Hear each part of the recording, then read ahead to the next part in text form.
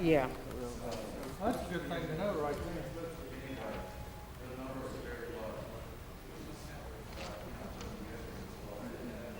Just amazing. And much effort that we put into it. Thank you, Judge. Morning, Sarah. Good morning. Mama, you and I have one more thing in common. What is that? Our grandchildren have the same birthday. Greg. Daughter? My grandson. I saw you post that picture. From Harbaugh days. Give me just a minute. I have to read that letter. Yeah. I just thought that was kind of neat. Yeah. I thought about it that way. We tried to get next to the freezer. It's always she called me, she goes, Whataburger or Yes, sir.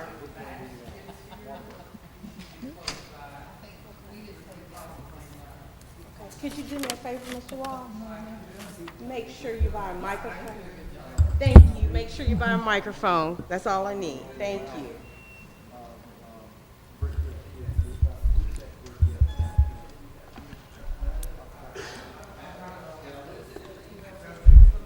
Ricky, are we turning your hair gray? Are we turning your hair gray? I was like, oh my goodness.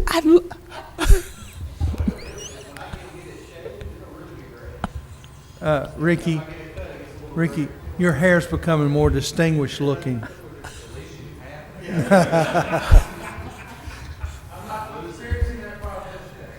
All right.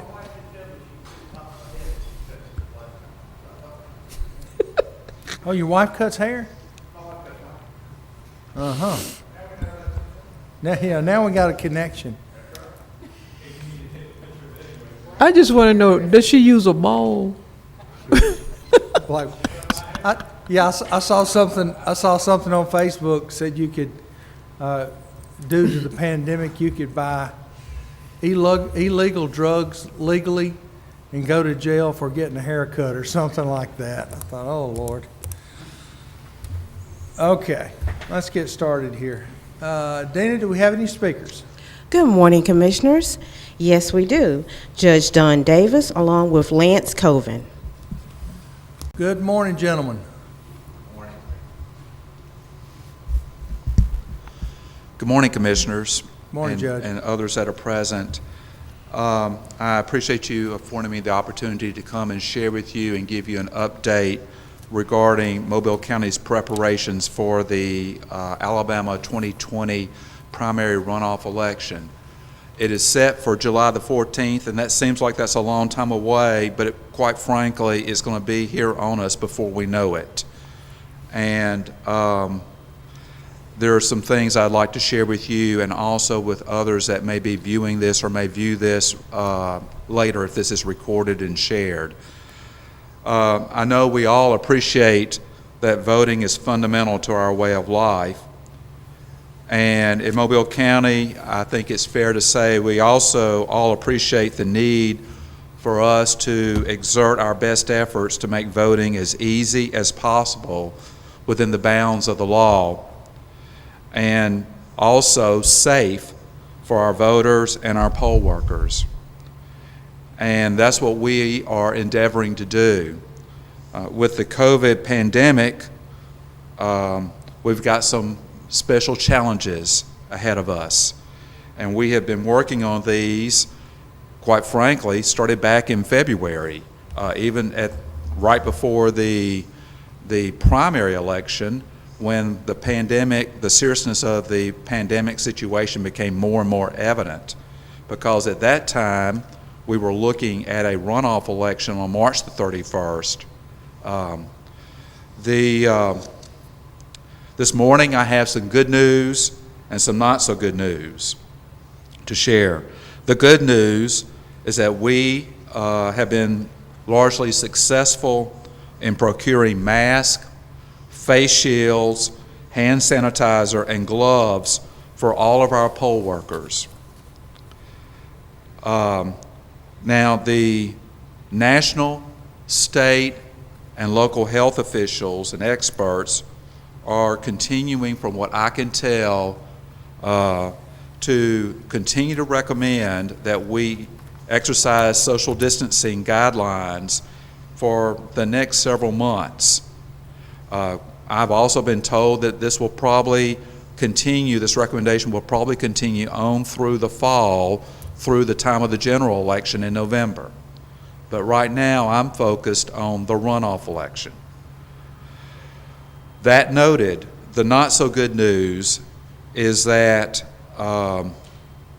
we have reviewed, we being county administration and probate court staff, have reviewed our 88 poll situation in Mobile County. And we have a lot of challenges there in terms of following and utilizing the social distancing guidelines and also conducting the election at these polls. I have shared with you privately, individually, the numbers, the figures regarding your respective county commission districts and your precincts within your districts. So I'm not going to review that today, but at this time. But I will note that the majority of our polls have problems. At least, at a minimum, 64% of our voters have problems, and quite frankly, it's more than that, but that at least 64% of our voters are at polls where we have identified problems.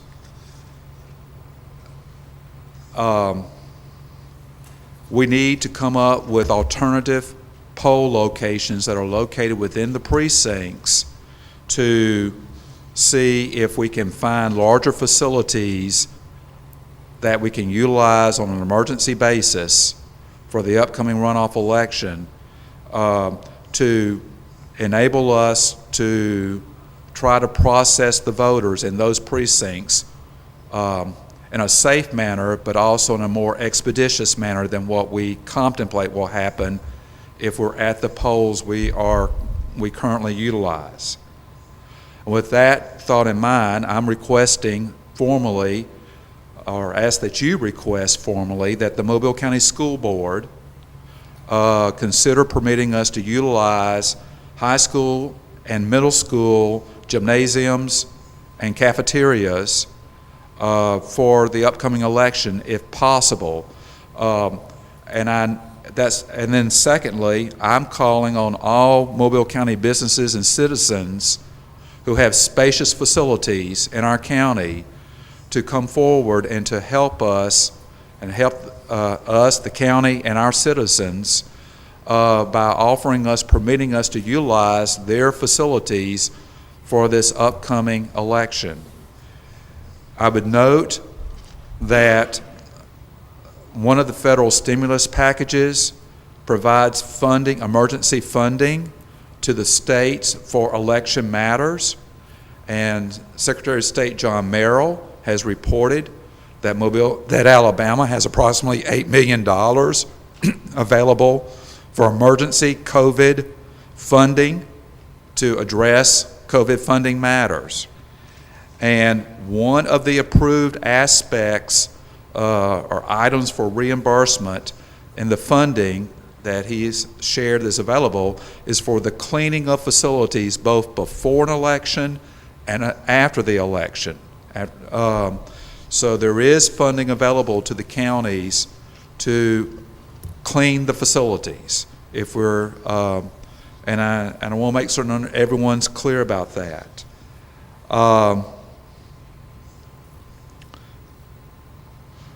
I have been in regular communication with Dr. Bert Eishold, who's the medical officer of Mobile County.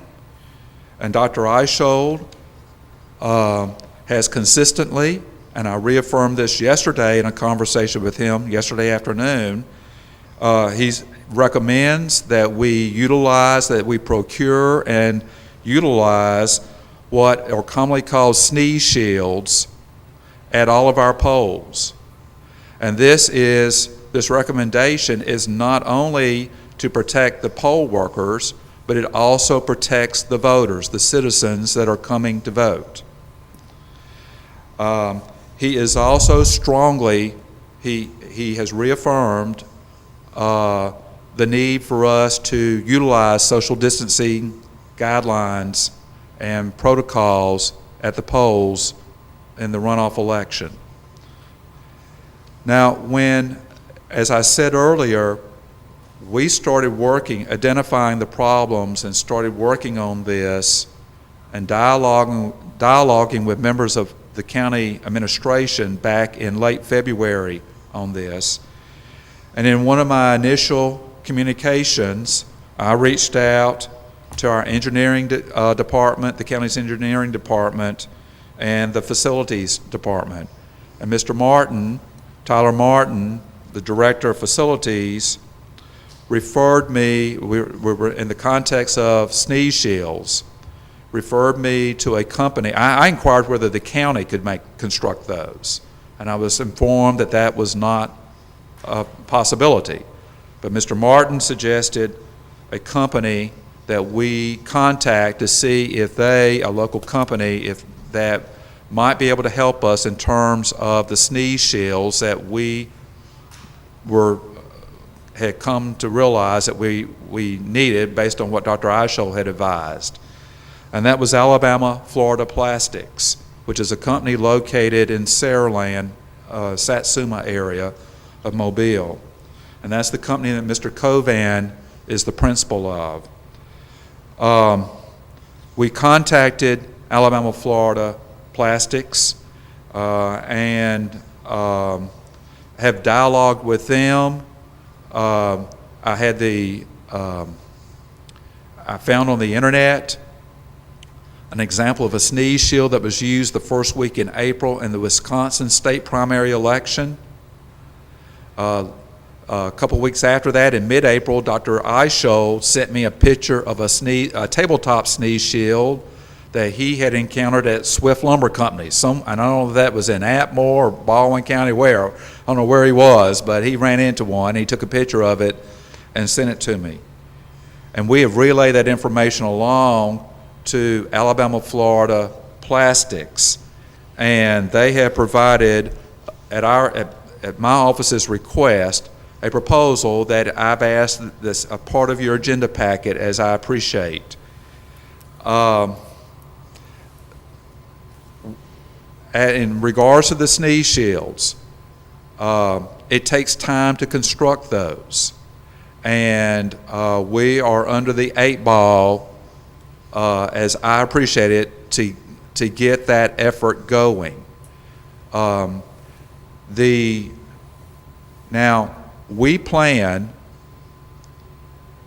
based on information furnished late yesterday, we're going to reduce the number of poll workers that we utilize for this election, this runoff election.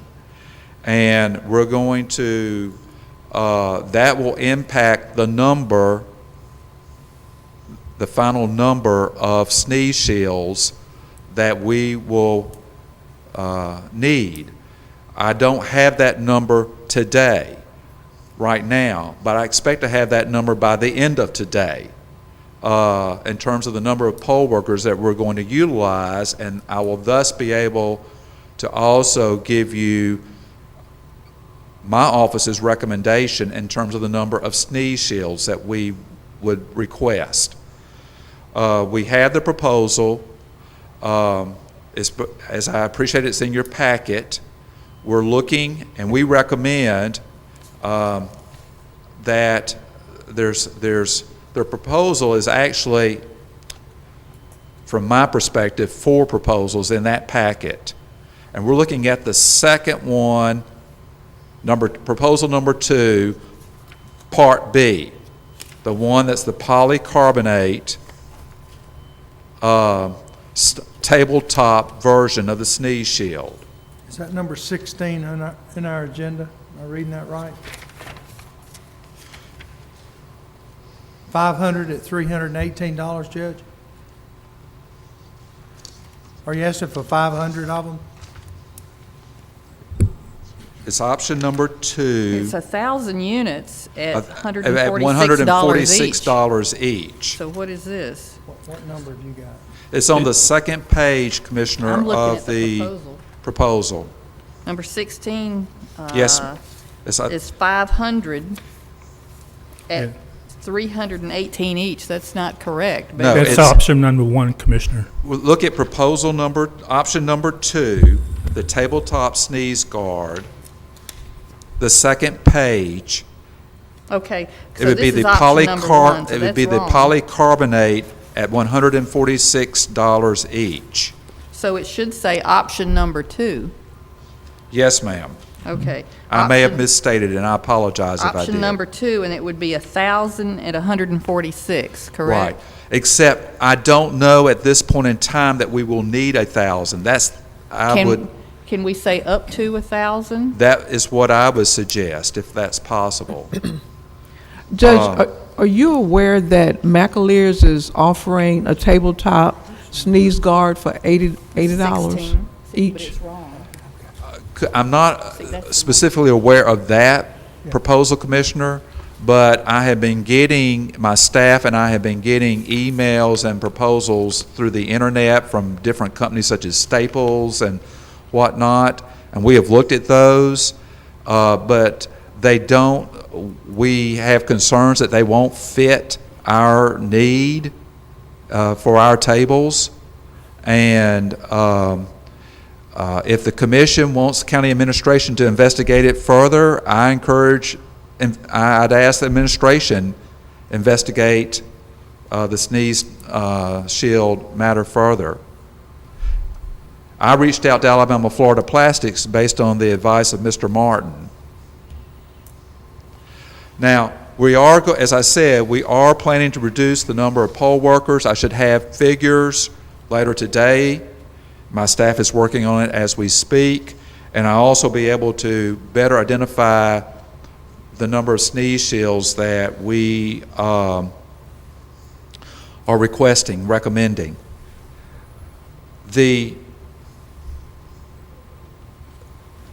I want to note for everyone's benefit that with the reduction in the poll workers, we're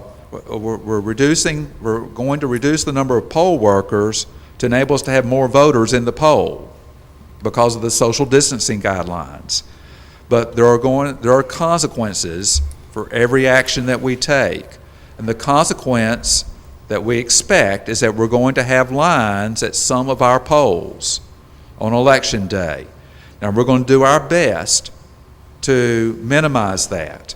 But we are in a jam, and but we're going to work on it in good faith, and I have confidence that our poll workers will work on it in good faith, and we'll do the best we can with the circumstances that we have.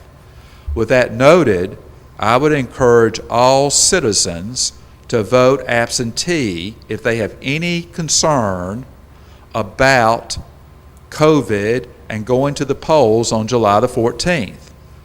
Now, it's very simple to do, and there's plenty of time to do it, but there are deadlines. The deadline to submit your application for an absentee ballot for this runoff election is July the 9th, the Thursday before the runoff election.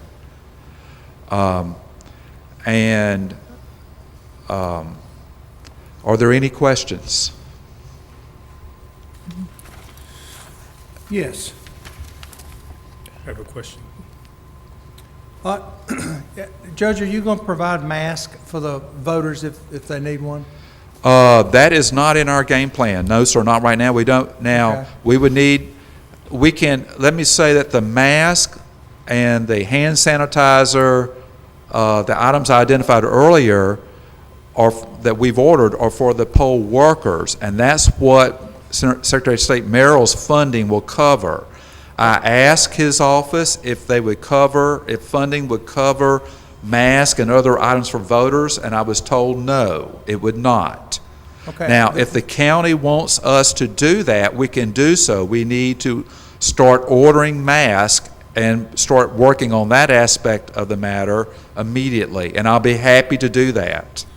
Well, what I was getting at, I'm trying to show, and obviously all of our efforts will show that, but most voters, I would think, would either A, come with their own mask, or B, not want a mask. But those simple surgical masks may be nice just to have as an option. I don't know that we need to get 100,000 of them. You know, we may need to leave a few, and I'm not talking about the N95s, I'm just talking about the simple I understand. cover masks. That would, Something I would, simple. I may need to submit a budget request amendment to y'all to address that in the election budget to do that. And just for the And I'm record, happy to do that. And just for the record, we are also looking at a very low turnout, obviously, somewhere around 10% of the voter base. Is that right? Well, the historically in Mobile County for runoff elections, the voter turnout is somewhere between 5 and 8%. What's difficult here, there are several factors, and they are contrary to each other. We've got the COVID pandemic situation, which would be a negative for turnout. But you also have Secretary of State Merrill, who's very actively engaged in an absentee ballot effort, which, if he were successful, if that was successful, would reduce the number of people voting at the polls.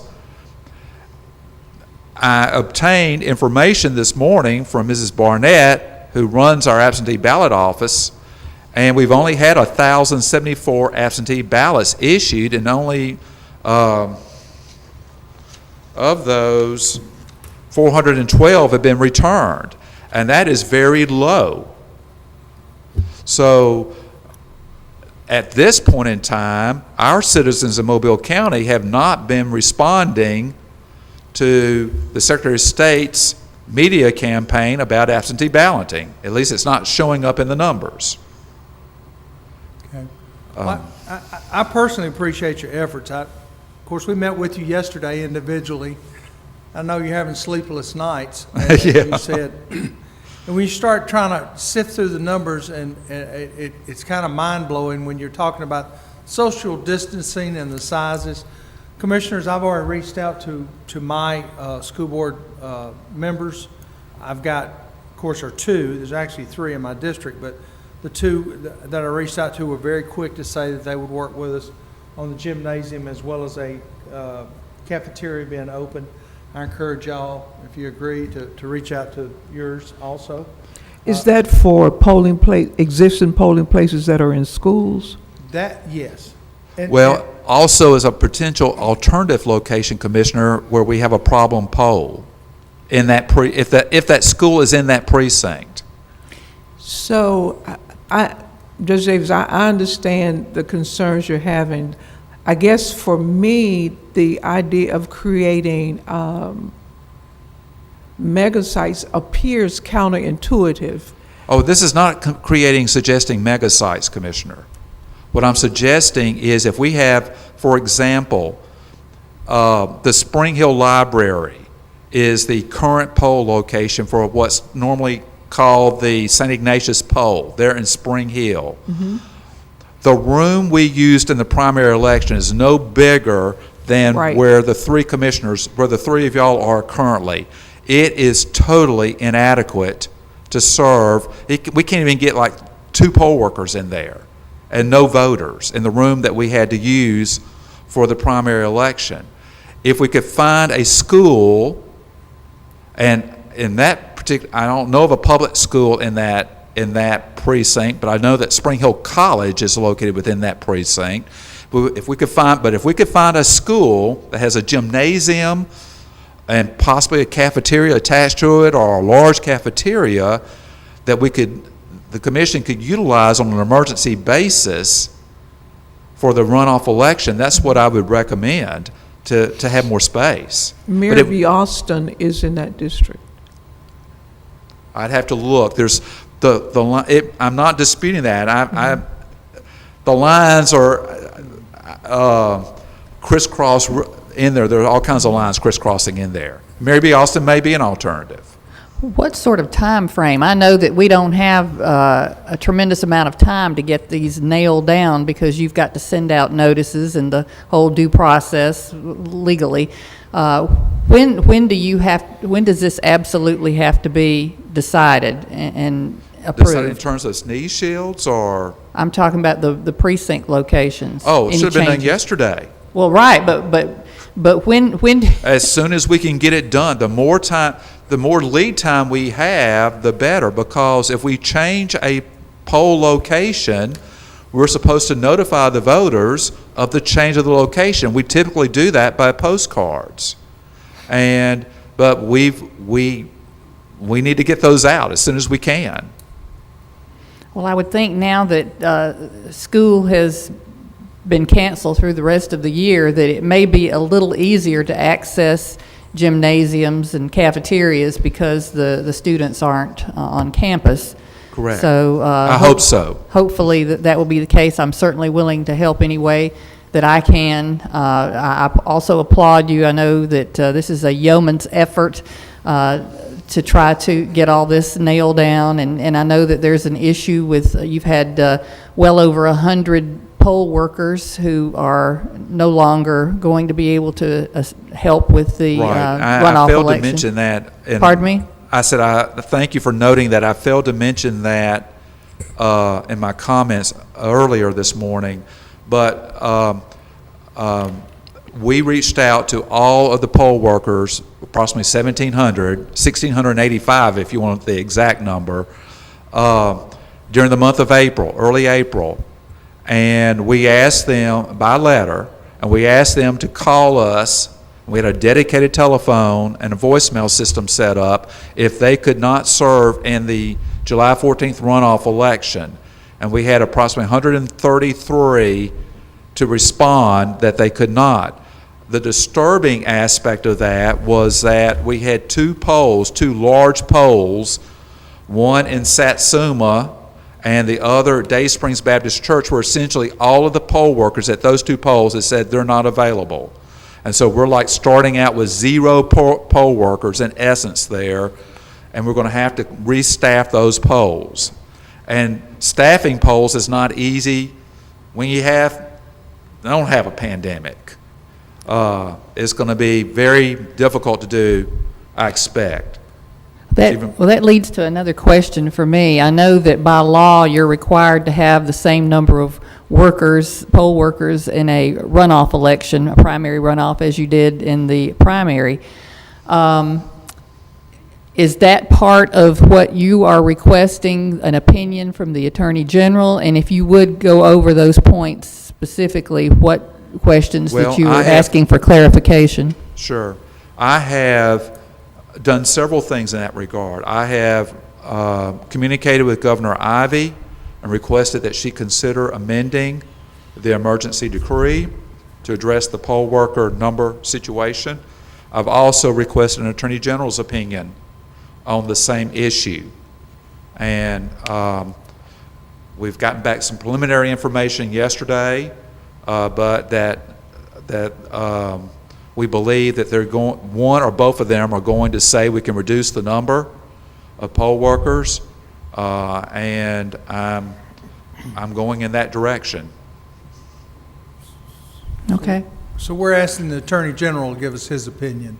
As well, yes, sir. Okay, good. I think the issue is that the judge would like us to join in his opinion because part of his request relies on the county's use of its emergency powers. And So that's is that something we need to vote on today? If the commission would like to join in on the request of Judge Davis, the commission would need to vote on that. today or In Monday. requesting an opinion, a formal We- official opinion from the Attorney General. That's right. We would Okay. join in Judge Davis's request on behalf of the county.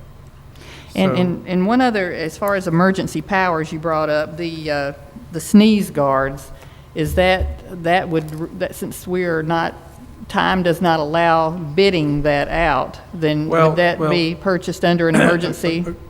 We see the manufacturer, Power. I believe, is here, but there's some pretty good law that exempts this purchase from the competitive bid law that deals with election coverage issues. You know, I I've see this furnished- listed as a professional services proposal. It is not a professional services proposal. Now, we're not going to bid it, we don't bid it, but let's not call it something I agree. to make I it didn't look see like the- it shouldn't, it doesn't have to be bid. I did not see the agenda item, I apologize. But you're right, it is not a professional service. I guess I'm concerned because I got an email from McAleer's, I guess they were sending to everybody else that had this same thing there at a lower rate. We could at least ask, you know, even if we aren't gonna bid, if we could, because that $150,000 is a chunk of change.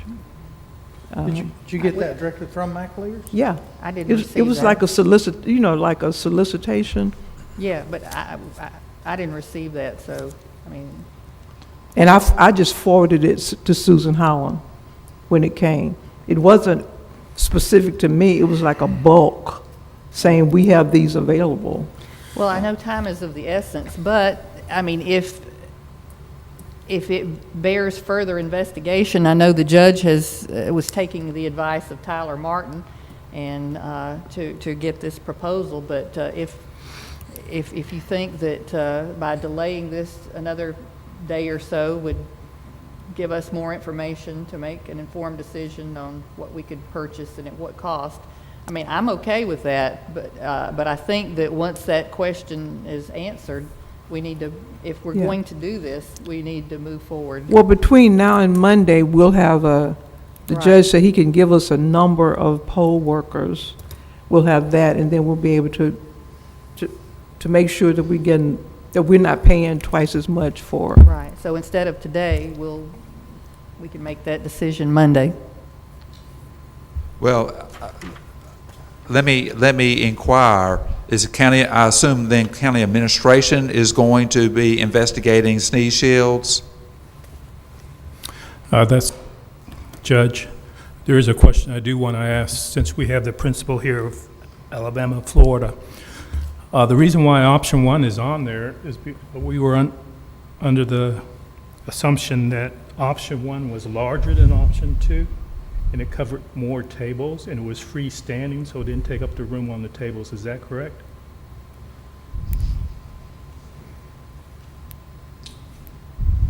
Yes, that's correct. Option one is a freestanding, and it covers an 8-foot table, I think is what the dimensions were on. So if we went with option two, then we would have to buy two sneeze guards for one table. So that would. Right, well, the proposal in option one was 500, not 1,000. Yeah, because they're twice the size. Right, right. Glenn, let me request that, that the administration look into this proposal and compare it to McAleer's, since they have made contact, and let's just look at that comparison and cost and product, and let's get a recommendation from the administration on this. Let's make sure they can deliver 500 or 1,000 or whatever we Right. actually need. Can- Yeah, I understand. Can may I just kind of make one interjection here? Sure. Right before I walked in this meeting, I was talking to the guy who runs the Alpha Florida Plastics for us, the local president of that company. And he told me, and this is the first time I'd heard about it, but he told me that we were manufacturing those for McAleer. And so if those Okay. sizes don't meet your needs, then maybe we could find another plan, sort of something that does meet your needs, but also reduces the price point. The cost of the 2 units that we looked at were big, heavy, durable for multi-year uses. They're big wooden framed units with a piece of polycarbonate on it to be reused over and over and over, sort of as a durable item. The McAleer, as I understand it, and again, I just found this out, the McAleer is a piece of polycarbonate that basically has polycarbonate stands in a vertical position, sort of perpendicular, a little smaller in scale, but are both, we're manufacturing both of them, and so we'd be happy to sort of work with, in any way to enhance the sizes if they're not, you know, I don't know, I haven't seen the notes from Macaleer, I didn't know that until just a few minutes ago, so I don't know what sizes they are, or I don't know what prices they are. I just know that we are manufacturing those for them. Are those That's blown used- molded by any wild chance? I'm sorry? At McAleer's, are those blown molded? No, they're not molded, no, sir. They're polycarbonate, it's cut and routed, and then there's a simple sort of slot configuration, as I understand it, on either end. They're about 30 maybe inches wide, 25 inches wide, something like that. Because I saw one at my favorite donut place that actually, Yep. and it had flipped up wings, and that's Right. how it stood up, was those Right. wings. And of course, the bottom and the front was cut out so you could pass money through. You know, it's interesting, this business doesn't really do this. I mean, we were more of an industrial business, but when this happened, we thought this would be, you know, we're a small business. We thought this would be our part to kind of pitch in on the community. So we kind of reconceived our line to manufacture these things. And we've seen all sorts of designs, as you can imagine, from convenience stores to law offices, and, you know, everybody's kind of got a different design. But we're, you know, it's moving fast for us. We're trying to figure it out as we go. So there's a lot of different configurations out there. I think another question is, how heavy-duty does this really need to be? Is this something we anticipate using again and again in the future, even after the pandemic ends? You know, that's a lot of additional work to put those sneeze guards out during an election process. So I think we got to factor in what we expect what the life expectancy is of these sneeze guards, and factor that in, because we may not need to buy something that's you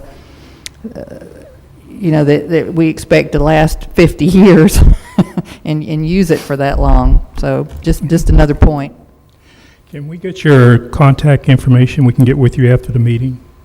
I'm sorry? Can we get from you your contact information? Absolutely. And Lance, publicly, I appreciate your involvement in this community. Most people don't know, but you're on the airport authority, and you have done so much in the city of Mobile from just a community standpoint. Thank you. I appreciate you're- that.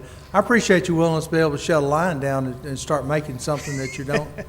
It's a duck out of the water for you. If it's not steel or aluminum or metal, it's kind of a strange creature, but It is. thank you. Yeah, thank you. Appreciate Thank you. It's that. my pleasure. Judge, real quick, have you thought about asking the city, I wrote notes down here, have you thought about asking the different cities and the counties to see if maybe we could go through and use some of our employees in some of these places that we truly need help? What Commissioner- comes to mind real quick is, just throwing it out there, is Balabatry. You know, you talk to the mayor, I'm sure the mayor would be glad to work with us in some way. Are you talking about in terms of poll workers? Yes, sir. I have not spoken with anybody about that in terms of city employees. I did discuss with county administration back earlier this year about, we had difficulty recruiting poll workers for the primary election, and I brought up the concept of utilizing county employees for the primary election. The county administration was opposed to that, and it did not go forward. Is there something that prevents us from doing that? I'm sorry. There were county employees, Judge, that actually volunteered. Yeah, but they take a day off to volunteer. They do. I mean, the one I'm aware of does. He takes a personal day and does it. So I think what we're talking about is, even if we have people on the hour, 'cause this is going to be a real problem. First of all, we've got to ensure people that they can come out and vote in a safe manner. And two, we got to make sure it goes smooth. Because you get an 86-year-old person standing in July in the heat outside waiting their turn to vote, you got problems. I mean, I would really, from a candidate standpoint, and I know I'll speak for all the candidates, we have got to make this as simple and as comfortable as we possibly can. I talked to the judge about making a period of time during the day for encouraging the elderly population, the older population show up and vote. I'm told we can't do that. I mean, but it would make perfect sense. Even as a candidate, I may encourage them to come during the off hours, advertise the off hours. And we know as candidates, historically, we know what those are. Commissioner, I might point out, I think I noted this yesterday, while we can't have designated hours for persons to vote, as you suggested, the Alabama legislature several years ago amended the election code to provide that persons over the age of 70 or persons who have disabilities or infirmities, they have the ability to go to the front of the line of the poll where they're at. To I vote. never knew that till yesterday. We make certain in our training of our poll workers that all of our poll workers are aware of that, and we encourage them, the poll workers, if they see a senior citizen coming into their poll or a citizen who appears to have some kind of mobility issue or disability, to actively get those voters to the front of the line and facilitate them voting. So that's part of our training of our poll workers. So what I'm encouraging us to do and think about, especially in areas like in the cities where you're going to have shortfalls, I think Satsuma was an example you used a while ago. Maybe we can reach out to the mayor and ask him if they would be willing to work with us on that also. I mean, because it's as much their election as it is anybody else's. So I couldn't imagine anyone, unless there's a legal reason why we couldn't do it, supplying some staff to actually help this go over smooth. I'm open to all suggestions. And I think that's a good idea. The municipalities, the clerks run their municipal elections, so they have experience in doing this, and they probably have the pool that they use in their city elections. So there may be already some people at least to approach about it. So I think that's a good idea. And then where we have some outlying polls that are in the county, maybe we, the county, can help you focus on those with some county employees if it just comes down to that. I mean, we got some guys working on the asphalt line in July. I'm sure would love a day of air conditioning if you really think about it. Don't say nothing. No, Ricky. what about the training? That would be the issue Obviously, that that would be the judge. So we would have to ask for volunteers much earlier, and I think the training actually starts the 1st of June. Yes, and that's another pressure point on all of this, is that in regards to our training, we are planning to utilize this, follow the COVID guidelines in terms of the hand sanitizer, masks, face shields for the poll workers at the classes. We're limiting the size of the classes to 25 people.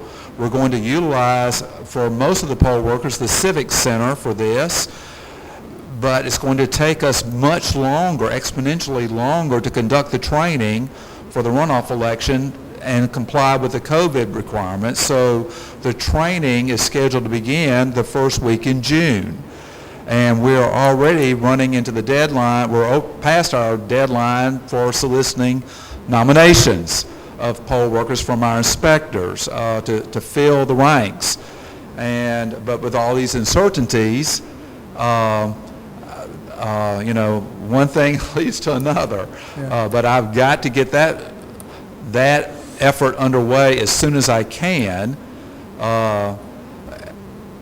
So anyway. Okay, so we would need a day of training and, of course, the day of the election. It's 2 days? Well, it's not a full day of training. It's normally about 90 minutes of training on a day. And then the election day starts at 6 a.m. and goes until. Okay. Got that? All right. Think we can figure out a way of maybe reaching out to all of our employees and see if we have any volunteers? Definitely, we can do that. I think there was a question last time about the $150 pay if they're actually on county payroll. then they would not get the $150. Right. They're getting their regular pay. Well, They get a it regular would be pay their- plus there'll be It would be their overtime. choice, perhaps, that they either take the day off and receive the money from So from could they probate. use a personal day as well as take their money? If they, yes, if they, yes, to answer your question. Wow. There you go. Well, I think right now, we'll need to get more feedback from the judge to find out what his numbers look like and what's actually needed. I'm hopeful to have those by the end of the day, Commissioner. Okay. We're And then doing our best. We'll try to accommodate as This best is we can. a fast-moving train, and it's got, I'm just like arrows coming from every direction. Well, at this time, could I make a motion that we go ahead and vote on the Attorney General letter, to ask them to review this, and give us their opinion, and then Monday of next week, we'll have all the information on the sneeze guards from McAleers. Today's Thursday, yeah, McAleers, right? And we can vote Monday, one way or the other, on the others. Well, actually, our administration will provide us, they'll do the investigation and provide us with a recommendation on Monday based on One way or the other. the comparisons of everything they've We'll been do able that, to Commissioner. investigate. And I think, I mean, I'm happy to, Jay, would you like to state that in terms of a motion? Because I know this involves using Well, Commissioner, yes, ma'am, I'd be happy to. I think the motion should be that request that the county commission join in the request that the probate judge of Mobile County, Judge Davis, has made to the Attorney General for the reasons set forth in his letter, and whether it's appropriate or not to do what's asked. Because they're asking us to use our emergency powers as a bridge to do what he Right. needs. So I'll be happy to write the resolution, give it to county administration, and send it on up to the Attorney General tomorrow or today. well, I'll make that motion that he stated. So I have an unreadiness. Judge said he wasn't asking for voting centers, but the Attorney General's opinion asked for authority for voting centers. It asks for both, advice on both points, Commissioner. So do we want to do both or just one? or- It's a request for information about the legality of setting up voting centers. I mean, in the event that some of these precincts come back and say, no, we don't want to participate this time, then if we don't have a backup, we're left without a precinct for people to vote. And that would be only in the most extreme emergency would anything like that be considered. However, I don't know what the opinion of the Attorney General or the Governor's office would be in terms of allowing that. I think there have been some conversations, and they seem more agreeable, according to what you mentioned yesterday, Judge, to reducing the number of poll workers as opposed to setting up voting centers. Right, that's correct. See, I see the second question refers to fewer poll workers. The first question, as I read it, talks about voting centers. You're correct, Commissioner. So are you asking for permission for the, We requested advice from the Attorney General, an opinion from the Attorney General, whether Mobile County Commission's emergency declaration would be a sufficient legal basis for Mobile County Commission, if it's so elected, to utilize the precinct voting center concept that's provided in the election code. But it would still be a vote of the county commission Right, to make that right. determination. We would just know whether or not it was considered legal to do that. I've got a church, Travis Road Baptist, is not big enough to do anything with. I've got to move that, I don't remember the numbers, that 800, 900 votes somewhere to vote.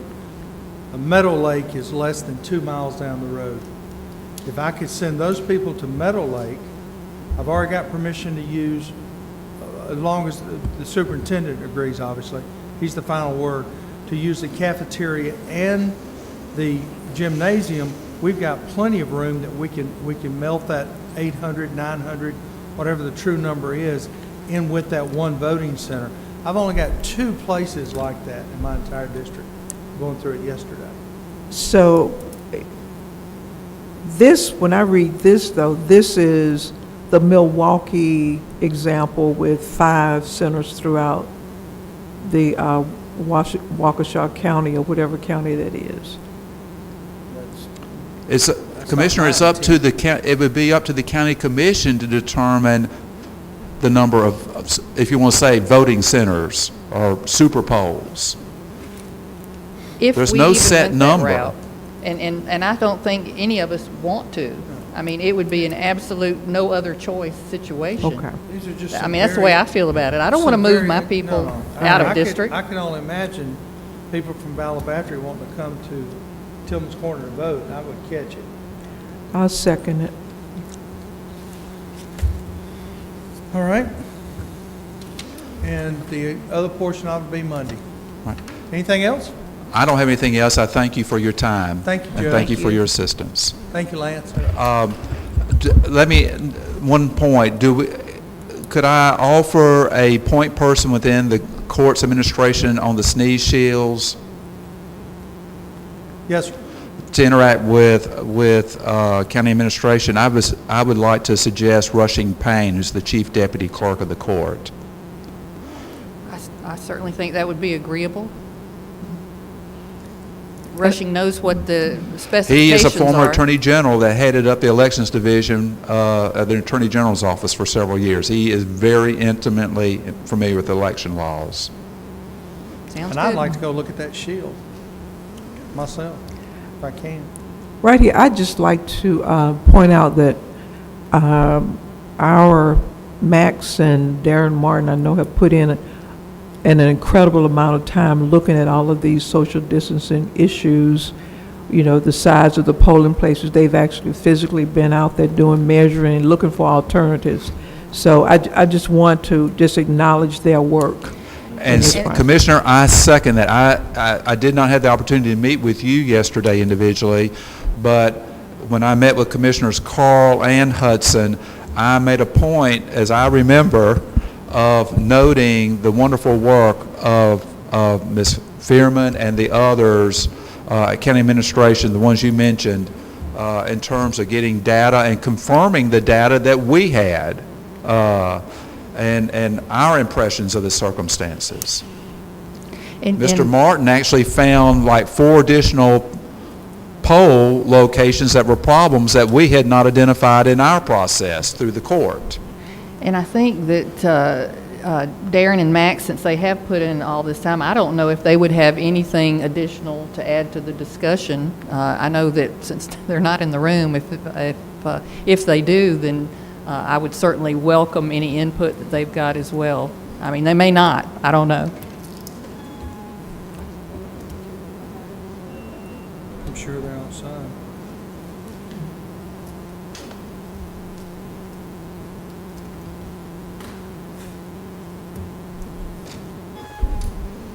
Okay. No, nothing additional? All Good, right. okay. All right, we'll get moving on it. Thank you again, Thank you. Judge. All right, any other speakers? There are no other speakers. All right, Glenn? Number 1, consider approving the minutes of the regular meeting of April 13, 2020, and April 28, 2020. Number 2, consider approving list of claims. Number 3, consider holding a public hearing to receive citizens' comments regarding the draft of the 2020 through 2024 consolidated plan and the 2020 Year 1 action plan and the analysis of the impediments to the fair housing choice. Excuse me. Yes. All right, we're going to take us a break. Anybody need to go to the restroom? Smoke a cigarette? Yeah, really.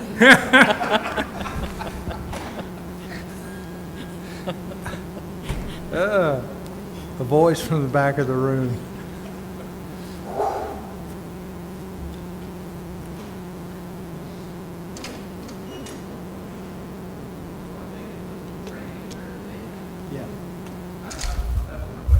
Yeah, he explained the time that they're doing it like in waves because they can only take so many at a time. So They start at dawn and end during, at sometime late at night. that's what he said.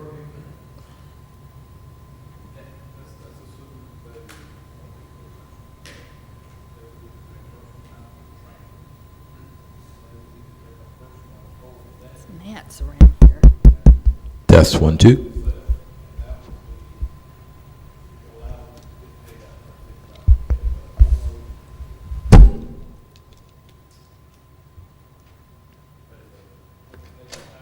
That'd be a sweet deal. Take a personal day plus $150. Day of not pushing asphalt.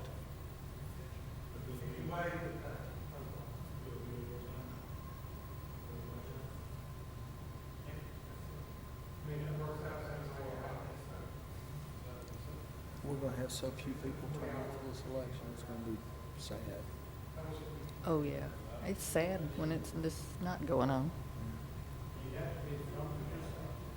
By law, you're supposed to be, but they can waive that if they have to. And they're expecting to be challenged in court on virtually everything that's not perfectly in line. I'm told that's very common. Okay. I'm sorry. I didn't mean to call you out. That's all right. Letting everybody know they could go. All right, all right. It's on Glenn? record. All right, Glenn. She'll get even. Don't worry about her. Okay, number 4, consider approving contract with JG Bag Inc. Home Inspection Services for the Grants Department for a 1-year term.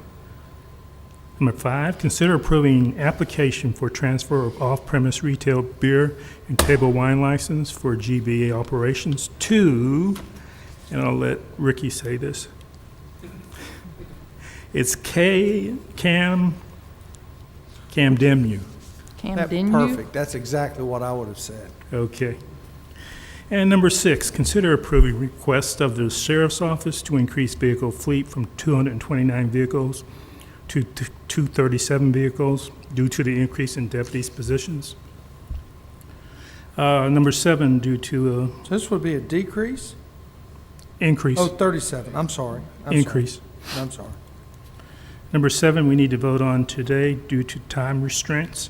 Number 7, consider approving application and subsequent acceptance of the Coronavirus Emergency Supplemental Funding Fiscal Year 20 JAG in the amount of $33,164 with no match requirement. So moved. Second.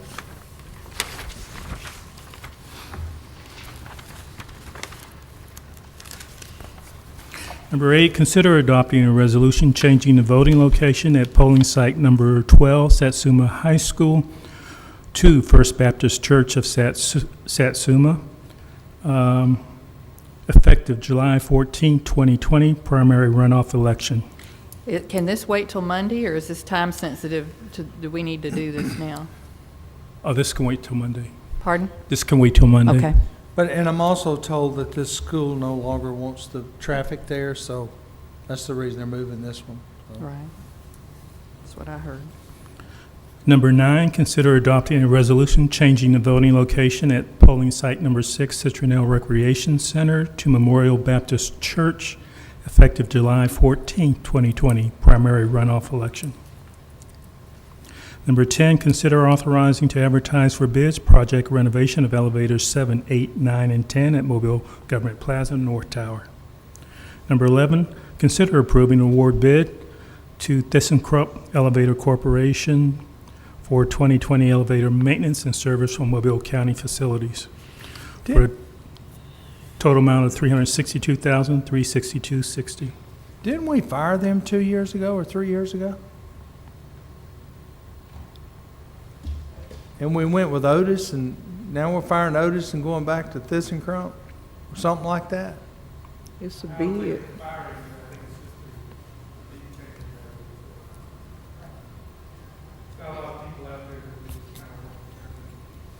Okay. All right. Number 12, consider approving professional service proposal for on-demand, for on-demand services with Highland Software, Inc., related to the use of on-base information management system software master agreement, so as to allocate additional resources to mitigate delays resulting from COVID-19. Number 13, consider authorizing acceptance of grant award and subrecipient agreement from Alabama Department of Conservation and Natural Resources for the extension of effluent force main from Beulah Battery. Excuse me, Glenn. I noticed on number 12 that amount is wrong. It's half of that. I'm sorry, What is that? I can't hear you. What should it be? It's half of that. It's like 5,600, something like that. But that amount is wrong. We got a discounted rate on that. So we'll That's have it good. for the Monday corrected. I just wanted to make sure y'all are aware of that. Thank you. Okay. Real quick, Glenn, let's see what, Tyler? Commissioner, regarding the elevator maintenance company, it was Maori that we rejected several years back. We had quite a bit of trouble with that company. TK has taken over after Maori, and they're getting our elevators in pretty good shape. So we're glad to make another award. I'm sorry I got their name mixed up with it, but I knew there was a switchover for a reason. Yes, sir, there sure was. All right, thank you. Okay, number 13, consider authorizing acceptance of grant award and subrecipient agreement from Alabama Department of Conservation and Natural Resources for the extension of the effluent force main from Beulah Battery wastewater treatment facility project in the amount of $15,933,091 with no match required.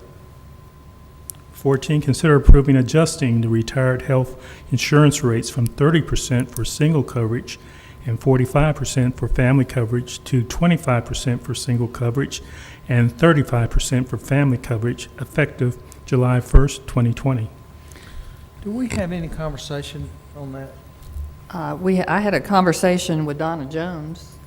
I did too, but she threw so many numbers. Hey, Donna. Hi. She threw so many numbers out there. My head was in a Right. spin. Bottom line is, this is a good thing for the retirees. This is a savings for them. And Donna, on cue, came right in. If you'll go over Yes, that and once again. The main reason that I brought this up and making a change mid-year is because in order for us to continue to receive the preferred rate for the active employees, we have to have a 5% of the total participation of active and retirees has to be 5%, and we're just under that right now, and they look at it in August to determine what our status will be for the next year, for 2021, and we got concerned. I talked to Jamie and Alicia about it, who are more involved directly with the day-to-day enrollments and things, and they were a little concerned too that we might not be able to maintain that 5%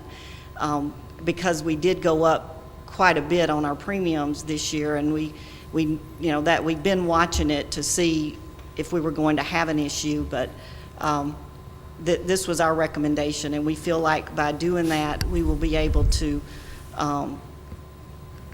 get more retirees to sign up for coverage. And by having the preferred rate, that saves us $1 million a year. Yes. So as a retiree, instead of paying 30% of the coverage, as a retiree, the county's going to, under this, pick up 35% of the coverage versus 30%? No, the retiree will pay 35% of the coverage So how's it saving them money? because they're currently paying 45% of it. Their rate will go from the $847 Oh, so to it's going from 30 to $659. 25 and 30, 45 to 35? Right. Okay, all right. Yes. That makes sense. See there, Don? I'm sorry. I said, see there, how simple that was? I mean, I tried to break it down, but it was a lot of numbers, and I apologize, but I wanted you to be able to see exactly what we were looking at and So how we came up with that. how many more retirees do we need to be on the retirement plan to reach the 5%? from where we are? We, probably a couple. Okay. 2 or 3 would probably get us right at 5%, but that would be if we didn't lose any active employees, because we, all employees do not sign up for our coverage, and sometimes they drop it, employees drop it too, so.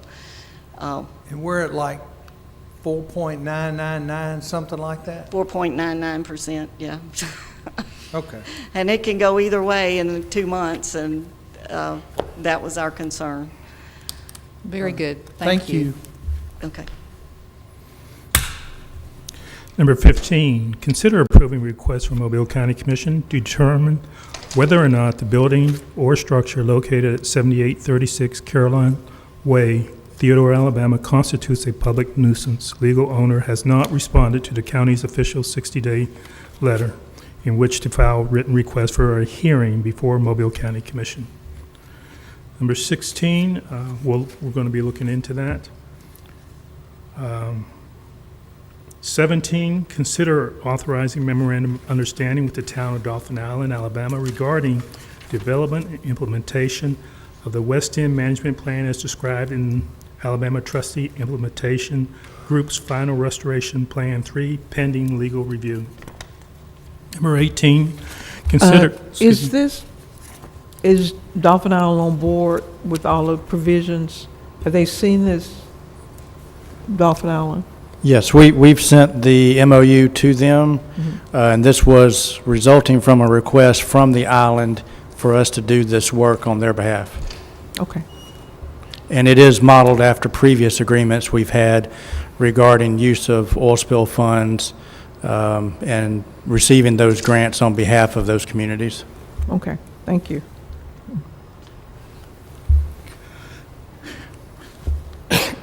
Number 18, consider authorizing acceptance of grant award and execution of the subrecipient agreement from Alabama Department of Conservation and Natural Resources for the West End Management Plan in the amount of $730,000 with no match required, subject to final legal review. Number 19, consider approving amending contract with Was Inc. to add design services for a water line extension design and related items for Escatawba Hollow Park and Campground for a fee in the amount of $72,800. Number 20, consider approving Third Amendment to the Health Services Agreement between Mobile County, the Sheriff of Mobile County, and NavCare, Inc. that commenced May 1st, 2020. Any per diem compensation adjustment is suspended for the remaining term of the agreement through and including July 31st, 2020. 21, consider adopting a resolution changing the voting location to... Could we back up just for a minute? Sure. On 20, I know that there was discussion about the agreement.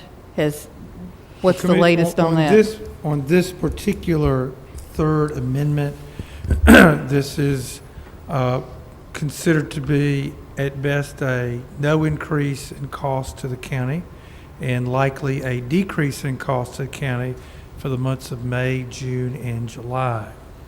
The average daily population, if it goes over 1,050 or 55, results in additional increase per inmate per day. If it goes down below 945, there's a presumed adjustment. I am told from all those at the Sheriff's Department they fully expect the average daily population to go up, not down, and so the ask is, this is what they have negotiated, is good faith between NavCare and the Sheriff's Department. I am all but assured that it will result in a savings from us and pay out less money. There'll be no more money than's paid now. Okay. Which was a bit of a clarification that I was unable to articulate at the meeting 10 days ago. Okay. Thank y'all. Number 21, consider adopting a resolution changing the voting location at polling site number 19, Greater Allenville AOH Church of God, to Chickasaw Park. Number 22, consider taking the following action on bids. And there is a change on this bid. It should read tobacco tax office rather than cigarette tax office. That's the only change. Number 23, consider approving a 36-month lease agreement with Sharp Electronics Corporation in the amount of $133.29 per month from the current state of Alabama contract for the Finance Department. We have two add-ons. First add-on is consider establishing rules and regulations at Escataba Hollow Park and Campground. I had a question about that. I thought we had a set of park rules that would have applied. Is there something, I didn't know we were adopting them park by park. Right. Is this not the same as Chickasabogue, basically? These are pretty basic. Standard. Yeah. And are these typically posted at the park? How does... We post all the rules and regulations at the parks that the people have to abide by. So just at all our other parks, we have them listed. And since this is going to be a new park, we just wanted to make sure that we list these rules and regulations up front so people have them there. Okay, I wanted to make some suggestions for edits in looking through this. And they're all good. I agree with all of them, but some of them, for instance, firearms and fireworks, that's one word, not two. Okay. And I think you've got no drugs of any kind. I would say no illegal drug use. And then no rowdy or dangerous behavior. I'd say no dangerous or disruptive behavior. Okay. I just think that... Yeah, we'll make those changes. Okay. All right, thank you. Thank you. Why no dogs in the restroom? I'm just curious. It's just mostly a sanitary issue. Generally, you don't allow dogs into, restaurants or things like that, and unless it's a special dog that has to help the blind or something like that. Yeah, service dog. Service dogs, right? Okay. So we need to make an exception, I guess, to service dogs, but I guess my point is that these ought to be the rules at all our parks. Correct. And not... Yeah. I think Sherry copied these from most of the park rules and regulations, and that's what we're trying to post up front. But we'll go back and make sure. And if they are posted, could we go back and look at how make sure those are edited? Correct. We'll do Okay, that. thank you. So do we need to add that our failure to abide by these rules can result in you being asked to leave the park? Generally, that's the action, but yeah, we could add that. We usually eject anyone who don't abide by the rules. Well, we might want to tell them that that can happen, while we're giving them notice that these are the rules and the consequence of failure to follow the rules. What? Does that make sense? Yes. Commissioner, do you want to change this to cover? Common sense tells you you're going to get thrown out. You want to change this to cover all the parks rather than just do one at a time? I think one should fit all of them. See, that's what I always assumed, that we had blanket rules that Just wherever do a you blanket. were in our parks. Yeah. Because I don't remember ever doing it for individual parks. We'll go back and amend those. That's a good point, Commissioner. We'll make sure they understand if they do not abide by the rules and regulations, they can be ejected from the park. Or may result in... I'm sorry, I didn't hear Or you. may result in being Yes, ejected. maybe result in being. I know before Eric left, Eric was working on some rules and regulations for parks. I'm not sure whatever happened with that, but I know Eric was working on that. I don't know whether anybody inherited it. Mr. Ross? I do not know. Okay. I can find out. Okay. I'll get with you, Jay. Yeah. And just run them by. And I think the service dogs are covered under federal law. Primarily, Yeah. primarily. We can make that insertion. I wouldn't take up space on the billboard for that, but might just want to tell your staff, if it's a service dog, it's a service dog. Yeah. But goes with it may bring up that question with people who have their service dogs, though, especially if you're threatening to eject people. So, Yeah.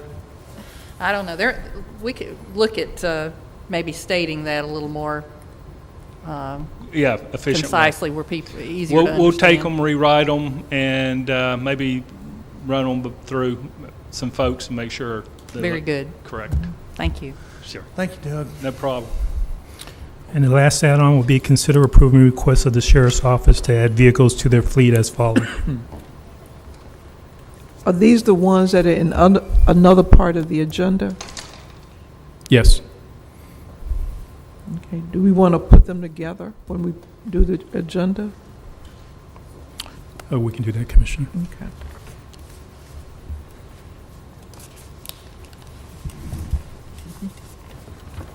All right. What do we got on the engineering side? Okay, let's see, item number 1, Commissioners, we recommend approving an agreement for the sale of wetland mitigation credits with the Alabama Port Venture for our Ziegler Boulevard project. Item 2, recommend holding a public hearing so any citizen of the county shall be given the opportunity to present data, views, and arguments concerning the Commission's intent to apply for TAP funds through the Metropolitan Planning Organization to construct and repair curb ramps in the unincorporated areas of Mobile County. Item 3, recommend authorizing the acquisition of property and acceptance of right-of-way deeds for the property listed. Item 4, recommend approving a commitment letter and adopting a resolution to apply for fiscal year 2021 TAP funds from the Mobile Metropolitan Planning Organization for ADA compliant curb ramps at various locations in the unincorporated areas of the county. Item 5, recommend approving a commitment letter and adopting a resolution to apply for 2021 TAP funds. Commissioner, the reason we have 2 items here, they only allow grants up to $200,000 per grant through this program, and we're going for 2 of them. Item 6, recommend approving preliminary and final plat of Steel Estates and approving preliminary and final plat of the re-subdivision of Lot 2 and 3 Magnolia Estates. Item 7, recommend approving supplemental agreement number 3, addendum number 1 to the contract with Volkert for the Jeremiah Denton Airport. And basically, Commissioners, we had this on the February 26th agenda, and once it went through review by the FAA, they had a few minor corrections to Volkert's proposal, which increased it a couple $1,000. This is just an addendum to reflect that FAA correction. Item 8, recommend approving releasing Burt Kleinpeter from Part 3 and Part 4 of their professional engineering services contract on the Westlake Road North project. Item 9, recommend approving reassignment of that Part 3 and Part 4 of the professional engineering services contract to Thompson Engineering. Item 10, recommend approving non-reimbursable agreement for relocation of water lines on our Dawes Road project with Moz to relocate some water line facilities, no cost to the county. And then, Commissioners, we had an add-on that came in late yesterday afternoon. Recommend approve assigning Pope Testing Services contract to perform the professional geotechnical engineering testing services for the Grand Farms Road West project. And that is it. Commissioners, while I have y'all up here, I've received a letter from a constituent that's being billed for sewer service from Malls that she doesn't get. And I asked our legal department if that's legal or not, and he says he thinks it is. Being billed for sewer service I'm that looking she's not into it. I receiving? do know. I'm Yeah, looking I just into want to it. make everybody aware of what Malls is doing, and I'm not picking on Malls, but I think this is, Malls has obviously put sewer lines in a neighborhood that primarily is on septic tanks. The folks that have invested in the septic tanks do not want to connect to the Mall's sewer line. Not a problem. They've taken Mall's water. That's okay. They're good with the water. They don't want to connect to the sewer line, so Moss now has taken it on themselves. They're going to start billing these people for sewer also without providing the sewer to them. Does that make sense? So is Moss telling them if you receive water, then you have to receive sewer, or you have to pay for sewer? You have to pay it whether you get it or not. And I've just, as a public official, I just find that very offensive. I think, you know, I would like for us, behind the scenes, to challenge that. And let's talk to board members that we may be friendly with and ask why. What is their rationale? Has there been any discussions with Well, Moss? I don't represent malls, of course, but the we won't repeat what Mr. Mitchell said in public. Why not just go to Charles Highland? I mean, he's very approachable. I mean, he'd be happy to, I found him to be responsive. I don't He may argue not, that. he may not say, It's a property on Scott Dairy Loop, and they're giving these people 6 months to connect. If they don't connect because it's available, they're going to charge them the minimum rate of $19. Is that their policy everywhere else? That policy is not unique to malls. I don't want to say everywhere else, but I see it in other locales. and a lot of times people don't connect because it's not cheap. We had to do it for my mom when Pritchard Water brought sewer down her street. In addition to them just bringing it there was like $5,600. And then to get the plumber to run it from the street to the house was another maybe $4,000. So would they deny water connection if you refused? Or they don't care if they actually hook your sewer line up or not, but they're going to charge you for it nevertheless? That's correct.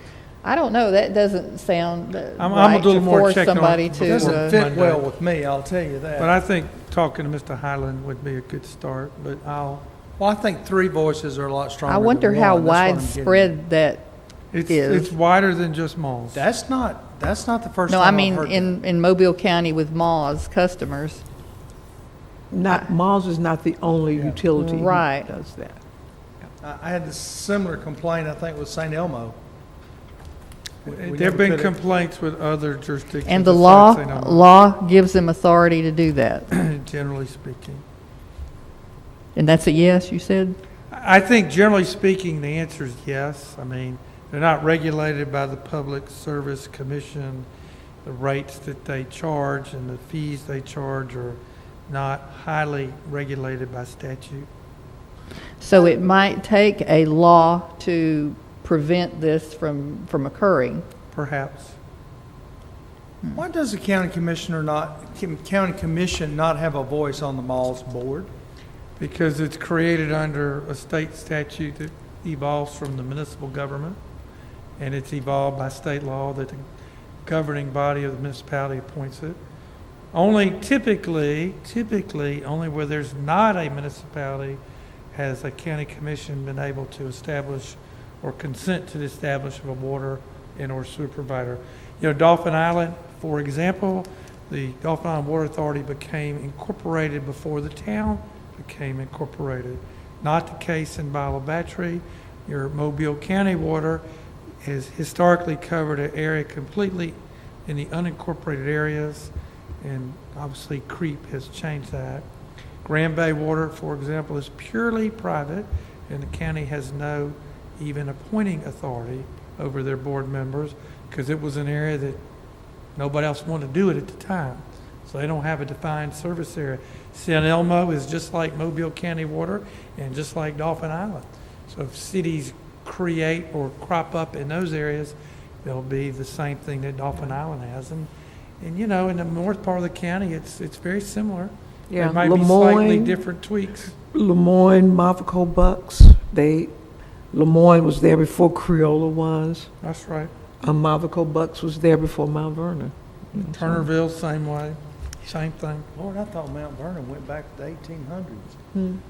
Well, Mount Vernon supplies water only and a little bit of sewer just in their immediate area.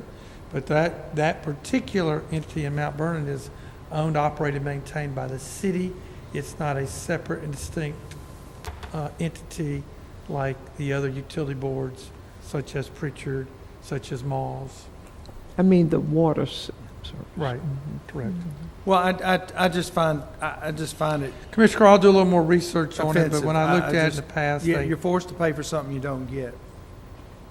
Yeah, that because does, it's available. that doesn't sound right at all. But, you know, I guess their argument, Maw's argument for whatever it's worth, is it costs them so much money to install those sewer lines, and that's how they get paid for it, so. And in theory, if the septic tank were to fail, there'd be some other laws that would pretty much require that homeowner to connect to the sanitary sewer line, since it's there. That's even in our codes, as well as the health department, General Board of Health has that as well. Well, I understand it at that point. That I understand, but if you don't need it, you don't need to have to pay for it. And I used this example the other day. If you don't want a landline, just because AT&T's got a wire running in front of your house, does that mean you have to Yes. pay for a landline? That's a good point. I'll leave it at that. All right. Anything else? All right. We'll be here Anybody Monday. you want to beat up, else you want to beat up on? No, I just find that real offensive. It bothers me. It's been bothering me. I'm kidding. You know, it's not often stuff kind of gets to me, but that's one of them. Y'all quit laughing. Y'all just encouraging her. All right. Take care.